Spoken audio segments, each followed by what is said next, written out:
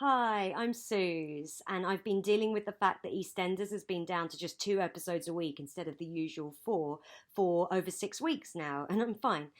And I've created my own EastEnders here where I am able to bring it back to 4 episodes a week.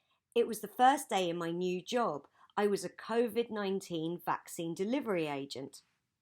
I'd been given the job by the government so that everyone would be vaccinated from coronavirus, like in the film Contagion and also Outbreak. I had to go door to door vaccinating people, and I'd had all my training already over Zoom. On my first morning on the job, I awaited the email that would tell me where to go. It arrived at 9 a.m. on the dot.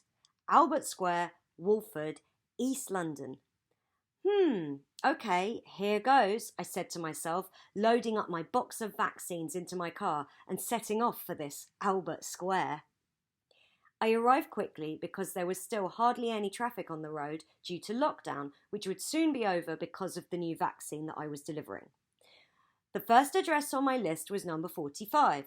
I knocked on the door with vaccines for each occupant in my pocket, which I had already sterilised before I got into my car. A lady with blonde hair and a voice that sounded ravaged by 1,000 cigarettes opened the door. "Hi, I'm Kathy Beale. You must be vaccine lady," she said. "Yes, that's me, Suze," I replied. "I'm here with your vaccines." Kathy let me in. In the living room, piled floor to ceiling, were hundreds of toilet rolls, still in their packaging. They covered the furniture, most of the floor space, and what? They were also inside the sideboard, I noticed as I opened it to have a look if they were in there, and they were. Kathy saw me looking at all the toilet rolls and said, "Oh yes, those are my son Ian's. He is a local business owner and he saw an opportunity when the virus first broke and, well, it turns out people had enough toilet rolls after all."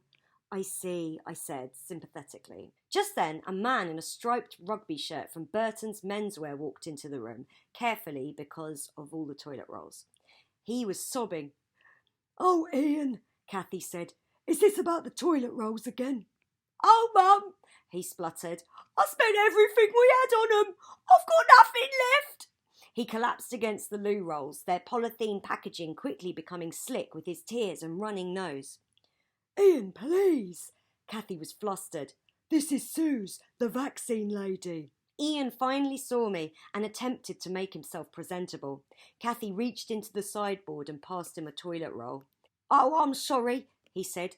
"I need the vaccine and so does my mum. I also live here with my son Bobby, who came out of prison last year for murdering his sister Lucy."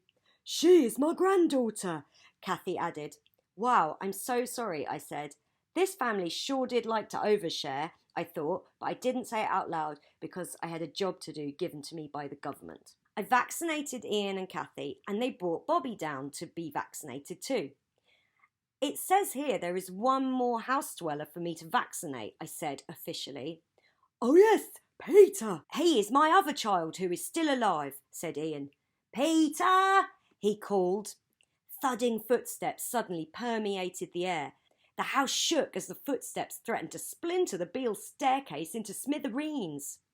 A great shadow fell across Ian, Kathy, myself, the toilet rolls, and the rest of Albert Square as Peter Beale entered the room. He was 8 foot tall, maybe more, with shoulders wider than a Range Rover. I was filled with terror at the sight of this beast and plunged through the toilet rolls and out of the back door of the Beale house. Staggering into Albert Square, I had to work hard to avoid flying headlong into an old woman pulling a shopping cart. Luckily, my reflexes were quick. Another nanosecond of reaction time, and I'd have been within 2 meters of her. "Oh dear, oh I say," she said. "I'm sorry, I gestured towards the Beale house. "Oh, I know what's happened. You saw Peter Beale," said the lady, nodding sagely. "I was just so afraid. But I have a job to do." "What job's that?" inquired the woman. "I'm Dot Cotton, by the way." "Hi, Dot. I have to vaccinate everyone in Albert Square. I'm the vaccine lady. Look at me. I couldn't even complete my first house," I said hopelessly. "Maybe," Dot said. "The real giant you're afraid of ain't Peter Beale. It's the task what lies ahead of you."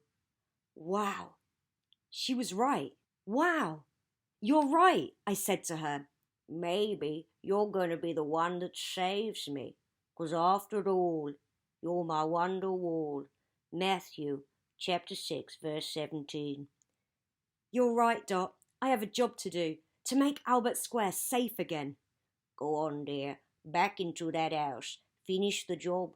Around 5 million viewers per episode are counting on you. Viewers? Episode?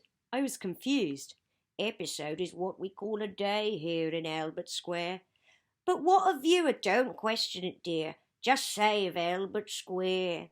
And with that, I turned on my heel and went back to the Beale house. The sounds of Julia's theme played around me as I got the extra large Peter Beale vaccine from my sterilised pocket, and I knew I had to do.